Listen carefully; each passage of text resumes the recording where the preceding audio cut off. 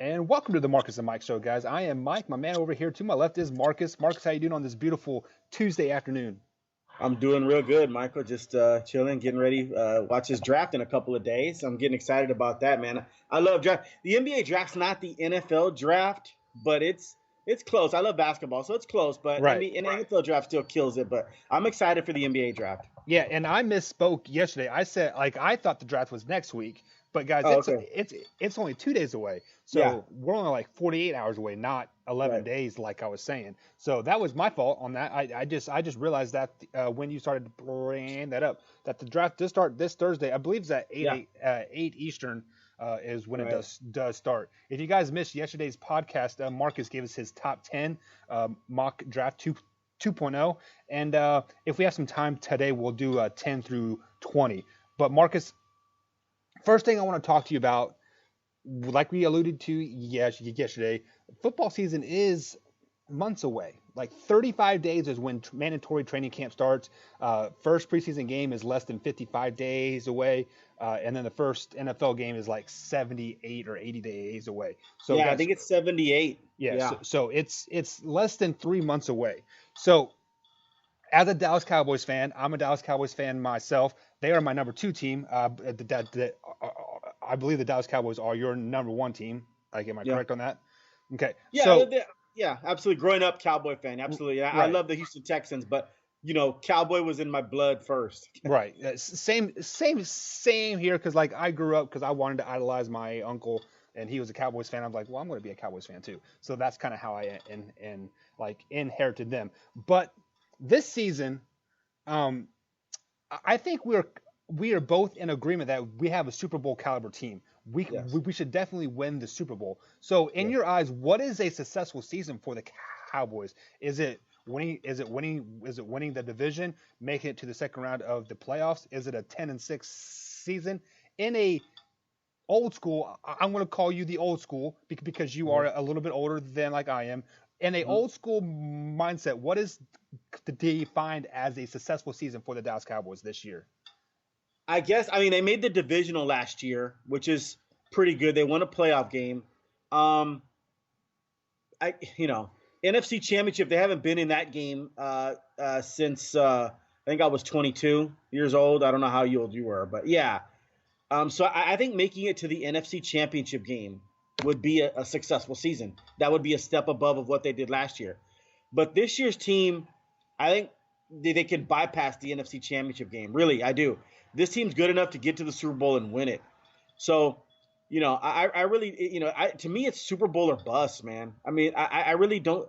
They don't really have a weakness. Now they might have some. I'm talking about the 22 starters. Now they might have some depth issues, which every team in the NFL has now. Salary cap. Everybody's got depth issues. Nobody's got these. Everybody. Nobody has got all great backups all across the board here because of the salary cap. So just in my view, my own view, I think it's Super Bowl or bust. Winning a Super Bowl or bust, to be honest. But in reality, I know I'm jumping the gun, but in reality, if they were to make the NFC Championship game, a place they haven't been since I was 22 years old, if they were to make the NFC Championship game, I think that would be you'd have to consider that a successful season because then the following year, then it would be Super Bowl or bust. Okay, but with Jason Witten on his last legs, I mean, everybody always talks about, oh, they signed Dak and we have this young team. Man, in the NFL, man, that doesn't work. I mean, that very rarely works.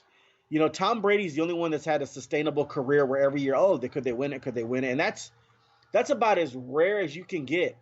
Um, in the NFL, man, too many people get hurt. There's too much changing parts now. The depth is an issue. Um, no, you look at these as 1 year shots.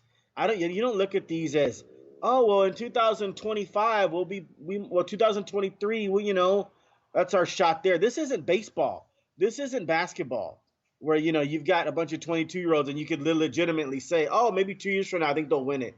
Man, football, man, people are flying all over the place, getting concussions, broken arms, you know, torn knees, any play. I mean, listen, people, and I'm going off on a little tangent here about this. People love to hate Dak Prescott. Why would we pay him that much? Da, da, da. And There's some truth to that. He's not this great quarterback. His stats are pretty damn impressive, though. But you want to talk about some 5-year run and some other? No, I'm not saying just you, Mike. I'm saying everybody else 3 year, three. Listen, Dak Prescott blows out a knee game 1 against the Giants, and you're sitting there with Cooper Rush. Guess what? You're not going anywhere. So all the Dak Prescott haters and all these 4-year window people, one injury and you're done. And that's partly the fault of Jerry Jones. They didn't get a really good, reliable backup. At least get some Ryan Tannehill or something in here so we can at least keep the ship afloat. But, yeah, I mean, that would be travesty if Dak Prescott ever went down. And that guy's been real durable. He's played all 48 games, 51 games if you include the playoffs. That's really impressive. That's the opposite of Carson Wentz, actually. Hopefully this guy will be durable. But so full round on your question, full go here. NFC Championship game would be a successful season, but I'm Super Bowl or bust, man. You got to win it this year, at least get there. Jason Witten's on his final legs. You got to throw all your hat in the ring every single year in the NFL. Nothing is promised to you in the NFL. Right. The NFL is hard. Okay, nothing is promised to you. This ain't basketball or baseball. Nothing is promised to you. You got to do it this year. Yeah, you are 100% correct. As far as a successful season in my eyes, it is making it further than you did last year. And just like you said, we made it to the divisional round and we lost to the Rams. So this year, making it to the conference championship game would be deemed as a successful season in my eyes. But on the counterpart, if we made it to the divisional game and we played a competitive game versus the eventual Super Bowl champs, I would be okay with that as well, because I would rather lose to the Super Bowl champs and then lose to a team that doesn't make to the Super Bowl. But I am there with you as well. Championship game is deemed a successful season. Now, to add to your death issue there, I mean, you can talk about quarterback death on almost any team. Like if the Chiefs lose Patrick, they're pretty much screwed. If the Packers lose Aaron Rodgers, they do have an okay backup, but he's not really worth a darn. If Colts lose Andrew Luck, we've seen what happens. They are a number 1 overall team pick. Right. So I mean, I don't fault Jerry Jones for not having a reliable backup, because there are 5 or 6 other teams that are out there that are in the similar situation. Now, let me retract what I just said. I said it is not his fault. Well, it is his fault, but it is not his fault. Just because Dak Prescott has been so reliable over the last 3 or 4 seasons for the Cowboys that there is no dire need to find that backup right now. Now, let's say Dak happens to get a banged up ankle in week 8 or week 9 or a shoulder strain. Then maybe next year in the draft, 4th, 5th, 6th round, we need to start addressing that issue. So, with all that being said, we are in championship mode here in Dallas Cowboy land. It is championship or bust. So, Marcus, I got to ask you this question. If the Cowboys do not make it to where we deem a successful season, i.e. NFC Championship game, or going to the Super Bowl, is it time to cut off the head of the team? Is Jason Garrett on the hot seat? Is it time to blow up the general manager or restructure the team? Or do you build for next year still with the same core group that you have, including Jason Garrett on that side? Well, look, I don't like Jason Garrett that much. I think he is actually the weakest link. It's not even the safety position. So, this guy has been – what's amazing about Jason Garrett is the players love him. They play for him hard. So that's why I'm not one of those beating the drum to fire him, because the players love him for some reason. I had Orlando Scandrick 3 years ago crying about how great Jason Garrett was, and the players follow suit. They go out there. DeMarcus Lawrence goes out there and lays it on the line for himself, obviously, and his family, but he lays it on the line for Jason Garrett. I have a feeling if Jason Garrett's on the hot seat this year and Dallas is 9-6, and if they go 9-7, let's just say they'll miss the playoffs, but if they go 10-6, they get the wild card, I will almost guarantee you that the Cowboys would destroy that team and lay everything on the line for Jason Garrett. Or if it's not a successful season and we're about to go 9-7, or it's 8-8 he gets fired, 9-7 he doesn't. I have a feeling these players will lay it on the line for Jason Garrett. So, but I don't like him as a game day coach. He's iced his own kicker. He's terrible at clock management. He cost Dak Prescott in his rookie season a rookie big time playoff win versus Aaron Rodgers. Many mistakes there at the end of that game. And so I don't like Jason Garrett, to be honest. He's a terrible game day coach. Mac Brown has the same problem at UT. Mac Brown's a hell of a recruiter. Can sell you anything, can sell you a $5 water. He goes into his family homes and they fall in love with the Coach Brown. He's almost like another father figure, a grandpa that they've never had, or a better version of their grandpa. I mean, it's weird. He gets great recruits, really good recruits. But then on game day, he's a terrible game day coach. And Texas should have won more championships and should have contended for more championships, but his mistakes didn't allow that.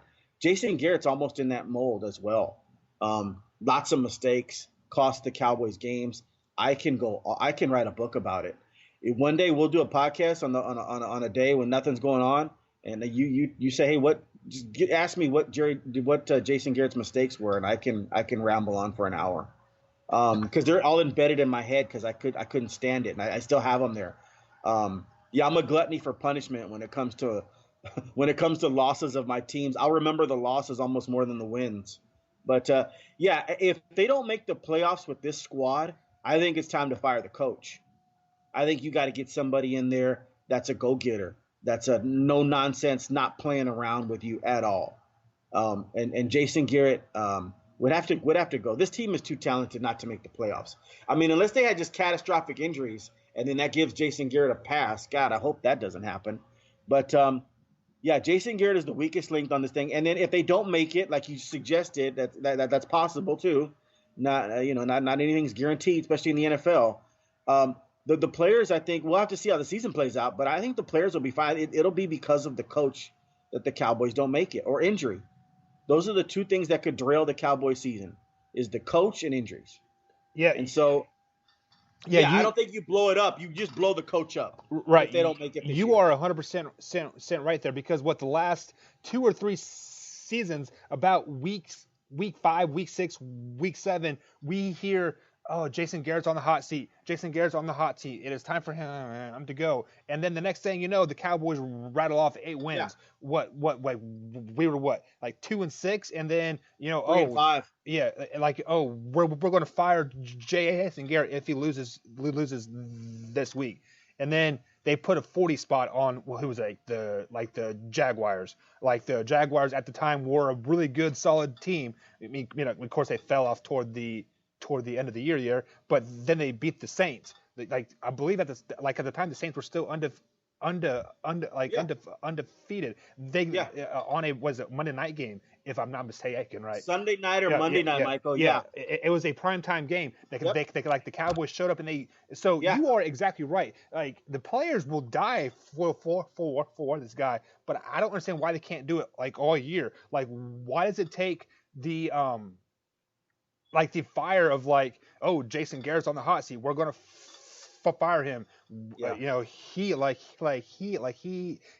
isn't good. Like, is he not giving them speeches before games until until he has to? I mean, I don't know, but if the Cowboys finish anything less than 10-6 this year, I think just Jason Garrett has to go. You have a 12-13 win team right here on paper. All you have to do is show up, and you can play an 80% game and probably win 9 games. Just with the talent alone that you have. And if they don't do that, Jason Garrett has to go. The offensive coordinator has to go. Defensive coordinator, just blow up the whole coaching staff. Yeah. And you know what? Reach out to Bill Cowher. I bet you he is itching to coach. Like, he hasn't coached in 10, 12 years, however long it's been. The reason why he left the Steelers was because his kids were in college, I think, and he wanted to see them play and prosper and all that stuff. They're out of college by now, I'm sure, unless they're getting PhDs. Yeah. But that would be a great fit. Yeah, I mean, well, the new trend is now in the NFL, you got to hire this young coach, Right. offensive Yeah. Yeah. genius. Yeah. Everybody's been doing that Except now. for the Raiders. Yeah, well, but Gruden's bit was Gruden was considered an offensive genius, but he's been away from the game for so long, and you saw a little bit of effect of that. Mm-hmm. He had a hard time last year. Hey, whatever they decide to do, they decide to do. From what I'm understanding in OTAs and everything, that John Kitna and Kellen Moore are really doing a good job with Dak That's Prescott. good. And Kellen Moore, this is their job qualities here. What's going on here? Kellen Moore's changing the offense a little bit. Um, making it a little more exciting, running some different things, getting into the modern era. That's what Dallas needs. Get rid of that damn jumbo package. Where everybody knows you're going to run, and 10, and then the Rams, the Los Angeles Rams, line up 10 people in the box and they stuff Zeke and game's over. Let's get rid of that play, guys. So I think Kellen Moore's scrapping that play, and what John Kitna so Kellen Moore's revamping the offense. Okay, what John Kitna is doing is he's breaking down film of Dak Prescott's mechanics and what platforms and what angles to throw off and how to set your feet. John Kitna learned from the great Ernie Zampese, who learned from Eric Coryell, and who learned from Ernie Zampese's son. That's where Kitna learned from. Also, Norv Turner is in that coaching tree, and Mike Martz is in that coaching tree. And Kitna learned from all those guys, and how to get the ball downfield, when to release the ball, mechanics, everything, foot motion, throwing motion.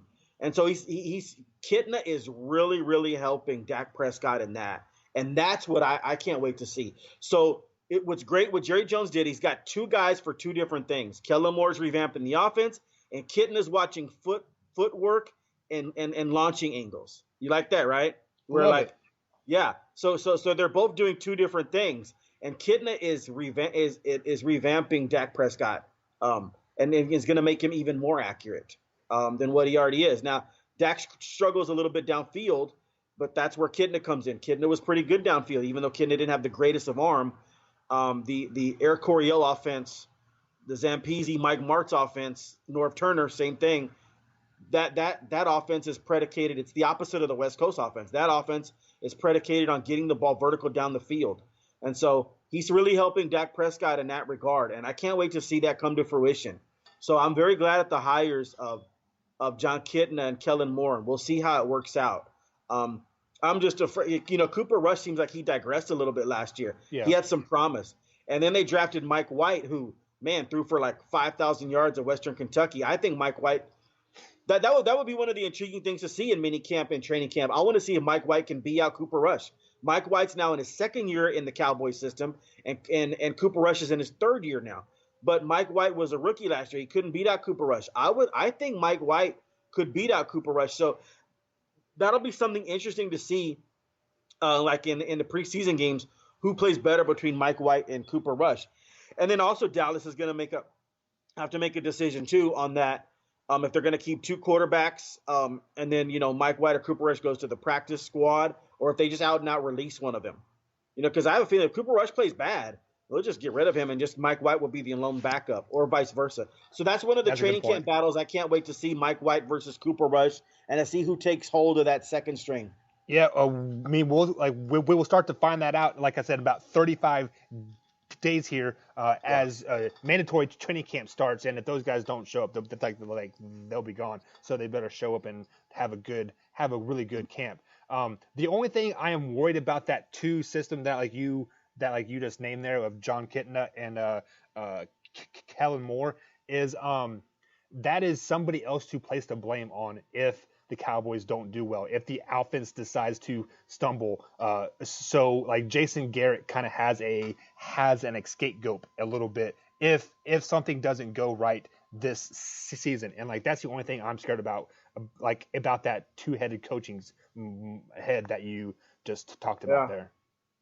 Well, I mean, we'll see. Listen, I don't. There's a lot of people that hate Jason Garrett. I don't hate him. I don't think he's a good game day coach. I want him to succeed. See, here's the difference on some people in fandom and my fandom. There are Cowboy fans out there that want Dallas to go 6-10. No, because then they want Garrett fired. Right. No, because then that'll get Garrett fired. They don't want Garrett at all. I can't root for my Cowboys on Sunday to lose. Like, whatever happens, happens. If they go 6-10, great, he's fired. But I'm not rooting for them to lose. That's ridiculous. I mean, I don't know how you can be a fan that way. And the Like, only way they'll go 6-10 is if Dak Prescott gets hurt. Right. I don't like Jason Garrett either. But I can't root for Dak Prescott to throw interceptions to help Jason Garrett get fired. I'm rooting for my team. And right now, let me tell you something. Dallas, I haven't been able to say this in a long time. Dallas really doesn't have a weakness 1 through 22. Offensive line, Travis Frederick's coming back. Yep. Tyron Smith feels a little bit better with his back issues. That might be a chronic problem, but he says he's fully healthy now, and he'll be ready to rock and roll week 1 against the Giants. Their offensive line is pretty damn good. Yes. And the Colts might have overtaken Dallas as the best offensive line, but Dallas is still top 5, and so that's fine. Jason Witten's back. Okay, then Ezekiel Elliott, Dak Prescott, and Gallup is a beast. I'm just going to tell you that right now. He's the type of guy that if he was with Aaron Rodgers, yep, everybody would be saying, "Oh my God, Michael Gallup's awesome." But the fact that he's with Dak and we don't throw it as much as Aaron Rodgers does, I could see Michael Gallup actually reminds me a little bit of Greg Jennings, that number 85 in your Packer program for the 2 years ago. Yeah, he does remind me of that. Not 6'5" or anything, not 6 even 6. He's like 6'1". So he's not the 5'10" guy, but he's as fast as those 5'10" guys. He's not the 6'3" or 6'4" guy, but he goes up and gets the ball like those guys. Gallup's in that 6 feet 6'1" range. Man, Gallup can be special. It's up to Gallup. He has all those tools, or he can be just a solid number 2 for his entire career. Right. So Gallup is great. Amari Cooper, his 25th birthday was the other day. Amari Cooper is, man, I'm about to throw a name out there. I mean, people might think I'm crazy. He does remind me of Jerry Rice, man. Like just his mannerisms and how he moves. And he's not the biggest, strongest, or fastest, but man, is he making plays all the time? Absolutely he is. Amari Cooper's the real deal, man. He has what you call game time speed. I mean, like his 40 time might be 4.7 or something, but he gains 0.2 of a second when it's time to put on the pads and helmet. And then they said he had like a case of the dropsies or whatever with the Raiders. I didn't see any of that in Dallas. No. I think he may have dropped one pass maybe, but he caught everything. Winning cures all. Winning cures all. So. He caught everything thrown to him for the most part. He looked a hell of a lot better than Des Bryant did. Des Bryant's last couple of years, his 50-50 ball ratio went down to he was catching 47%. Yeah. That wasn't the Des Bryant with Romo. The Des Bryant hit that wall so hard and fell off the cliff. Like I don't know what happened to him. Yeah. The Des Bryant with Tony Romo was amazing. The Des Bryant with Dak Prescott was that first year was okay, but man, the last two were I mean, that last one was garbage. Yeah. So Amari Cooper looks the opposite of Des Bryant. I mean, that guy Amari. So look, the offense, man, their recipe is the same as usual. You hold the ball, the 60-minute ball game. If you can win time of possession, that's Dallas's goal every game. If Dallas averages like 35 minutes to 25 minutes, they'll win the NFL's time of possession, and will keep the ball away from every offense they play. 35 minutes is great. 35 to 25, and Dallas should average about 27, 28 points a game. And our defense is solid still too. So the offense only has 20 minutes to work with a great defense on the field. I mean, give me 12 wins, man. Give me 13 wins. The defensive line was a little bit of a weakness against the Rams. They got pushed around a little bit. And it was kind of weird to me. The Rams gained like 200-something yards, but I think they knew that, and they went ahead and addressed it. Now, they didn't go out there and get some all-caliber player.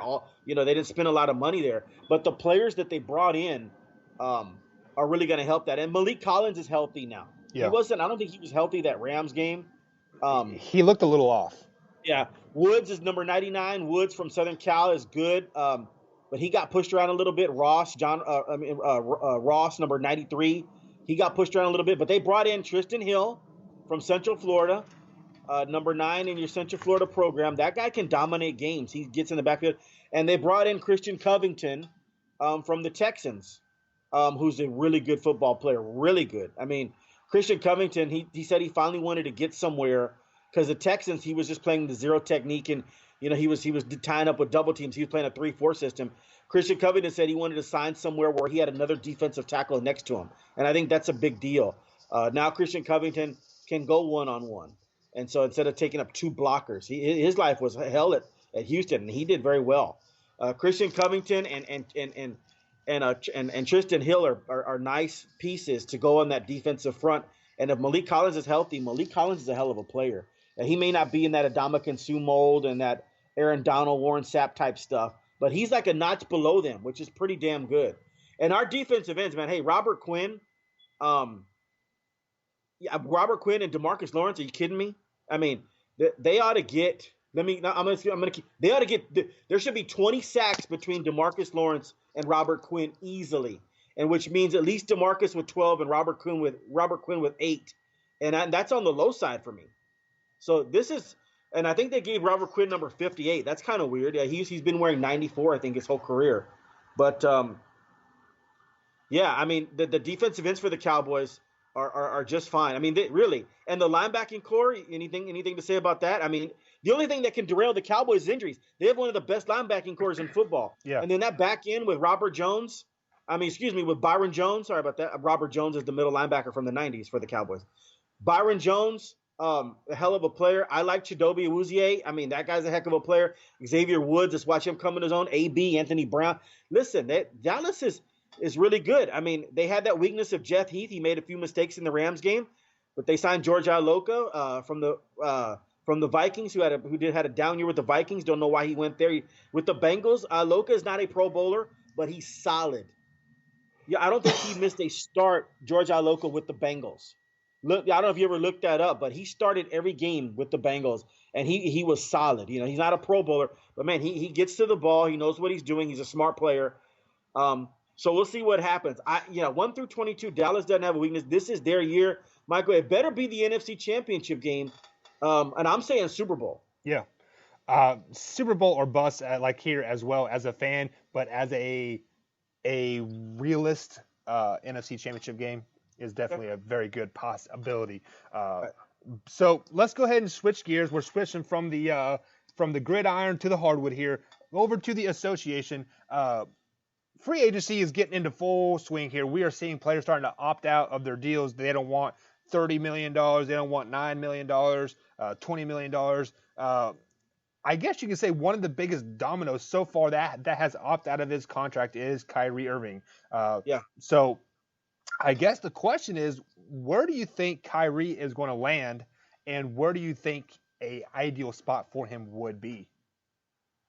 Wow, I think the ideal spot would be with the Lakers, but back with LeBron and to go with Anthony Davis. I mean, Kyrie Irving, I don't understand. I don't know why he wouldn't want to play with LeBron again. I mean, maybe he doesn't. Maybe he wants to get out of that shadow a little bit there and not play with LeBron anymore. He wants his own team. Well, he tried that with the Celtics. It didn't work out. Maybe he wants to try it at another place. Not sure what goes on in Kyrie's head. He's a little weird. The earth is flat, I think, with Kyrie. Yeah, it's flat. You didn't know that? I mean, I learned that from Kyrie. I mean, and I've been following it ever since. Anyways, he wants to go to. I think he wants to go to Brooklyn. I think he's building a house there or something, or they bought a house there or something. But he goes there, and yeah, they'll be a pretty good, fun team. But they're not winning a title. I don't think they will. I mean, I know it's wide open. I just don't think they have the bigs, the 6'8", 6'9" bigs that switch out and guard multiple positions to win a title. I think James Allen kind of got exposed a little. I like Allen from UT. He's their center. I like him. I like Allen, but Embiid had his way with him, but Embiid's gonna have his way with anybody. But I think they need to get bigger up front and for Kyrie to have success there. And I think D'Angelo Russell, if they sign Kyrie, I think that he's going to be a cap casualty. So Kyrie and D'Angelo Russell aren't going to play together. Listen, I like that backcourt. Dinwiddie's a hell of a player for the Nets, and to go along with Kyrie and LeVert, and they just got Taurean Prince from Atlanta. They have a nice, good team.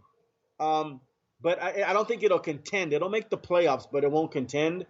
We'll see what they do in the draft. But Kyrie's got to go there. He's got to bring Durant.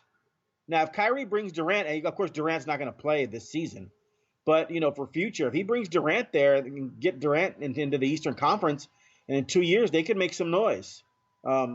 But the best fit for Kyrie would be to go if he wants to win a title. Okay. Now, if he wants to just go play basketball and have fun, go to the Nets. Go play in front of Beyonce and Jay-Z. Fine. Hey, get your 30 points per game and your Uncle Drew stuff going on there, and then bounce out of the first round like you did last year. I mean, or like you did like the Nets did this year. That's what you want to do. Cool. Okay, but if you want to actually win a title right now, I'd go to the Lakers. And if and then the Lakers would probably win the title. Right now, I don't think the Lakers can win the title. Just with Davis and LeBron, and then like just and Lonzo Ball, which is not Lonzo Ball, Kyle Kuzma. That's a pretty good three nucleus, but they got to fill the roster out with some good players too. You can't just win with 3 stars and everybody else in the D League. I mean, I know I've said that before. You could put this guy and then have us at center. Right. Really, that doesn't work. I'm just kind of like, it's kind of a hyperbole there. But if Kyrie goes to the Lakers, they could win it. The problem is LeBron's getting older. Does Kyrie and Anthony Davis, do they want to coexist? I guess if I was Kyrie, I'd call Anthony Davis right now. What's the first question I'd ask him? Are you going to sign long-term there? Because right now, Anthony Davis is on a 1-year deal. He did say he was going to sign long-term after the 2020 season. Okay, and so if he's going to do that, do you take him at his word, or what do you do there? If I was Kyrie, I would call him. Yeah. And of course, then I would take him at his word. But the Lakers could be in a situation where if Anthony Davis doesn't, the Lakers are in a weird precarious situation here because if Anthony Davis gets there and goes, I don't like this, I don't like the management. I mean, I know I kind of wanted to be here. Now I'm a regret. LeBron's going to be 36 and like we don't have any players, and it's going to be like New Orleans but West. Then he could be then he could be out of there. Because LeBron's getting older. Now, if this was 30-year-old LeBron, completely different story. Anthony Davis would sign a long-term deal. But this is not 30-year-old LeBron. This is 35-year-old LeBron, born in 1984. So the Lakers could be in a weird situation. But Kyrie's best fit, if they want to win a championship this year, this is everybody's chance right here to win a title. Everybody's got a shot here almost, depending upon the moves they make. Yeah. But and just to add to your point there, names that have been throwing around going to LA. Kemba Walker, like you said, actually, I've heard that from several other people. AD's obviously going to LA.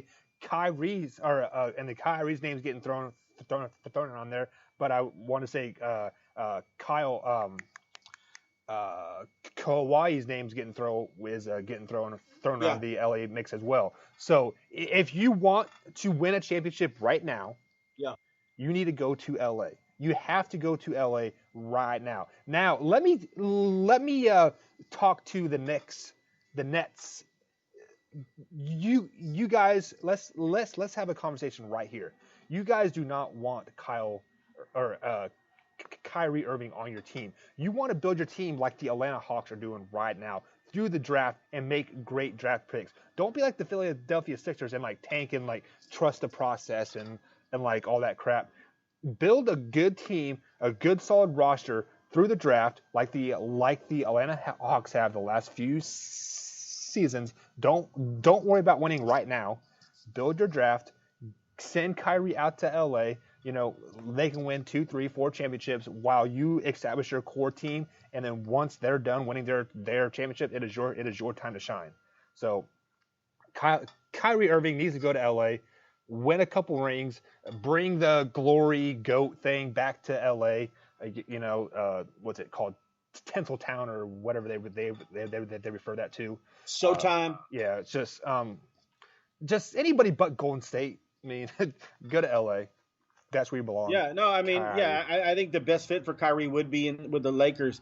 Also, if I'm LeBron, I'd want Kyrie, but I'd be calling if I got a bad feeler off of Kyrie, like Kyrie's like, I'm getting the vibe, but he doesn't want to join me. Right. I'd call Jimmy Butler. There you go. That'd be great. That'd be big up. Because LeBron James would love Jimmy Butler's defense and tenacity. Jimmy Butler's all about winning, gets in people's faces. Yeah. Kawhi too. Absolutely. I mean, that would be a great Kawhi would be a great pickup. Kawhi would be a great fit. I just think Kawhi's going to the Clippers. Yeah, you are right, and I agree with you there. But think about this team. This is a team that like you could have three guys, LeBron, Kawhi, and AD, and then just a couple fillers there. That Yeah, that would be a good team that you could I just talked to a lot of dumb Laker fans last year, and that's straight dump. dumb, like stuck on stupid. They didn't want Kawhi Leonard for the trade. Like they didn't want Kawhi Leonard to team up with LeBron James. That's Like dumb. they said, oh, it wouldn't be a good fit. I said, are y'all are dumbasses or what? Kawhi Leonard could almost beat Golden State, with a bunch of regular players. Right. LeBron almost beat Golden State with a bunch of regular players. You remember that? I remember. I mean, think about that for a second. And if you combine the two players, right? Think about this. Just intellectually, just combine the two players that almost beat Golden State single-handedly. Golden, you know what? I told them. I said Golden State would not want that. They're loving that you don't like that. Golden State, if they were to ever play, like if they were to ever to see LeBron and Kawhi walk on the court at the same time in the same uniform against the Warriors would be for the first time in a long time. The Warriors would feel not confident. They would feel like, oh man, I don't know how we're going to get this done. And the Warriors are they exude confidence. But you combine LeBron and Kawhi Leonard, Durant could come back, Klay Thompson could come back, his dad could come back and play center. They wouldn't beat Kawhi Leonard and LeBron James together. Yeah, you're 100% right here. But Kawhi or Kai, too many K's floating around, man. Irving, you are going to LA. Stop trying to play this game like you don't know where you're going. You're going to end up there. But let's just go ahead and end the show there. If you guys are not following us on our Facebook page, go ahead and follow us on the Facebook page, and Marcus will post his 10 through 20 mock draft on there. And then tomorrow, there's tension rising in Houston, guys. Yeah. Chris Paul, James Harden, are they done? Are the Rockets exploding? Has the fuse been lit? Find out tomorrow on Marcus' thoughts on the and then we'll get into it. And then the NBA draft is coming up. We'll talk a little more draft tomorrow. Yeah. So any closing thoughts before we head out? No, just that's pretty good. I wanted to talk a little Chris Paul, a little James Harden, but we will tomorrow, 100%. We will get that tomorrow. Absolutely. All right, guys. Catch us tomorrow, same time, same place. Have a good day.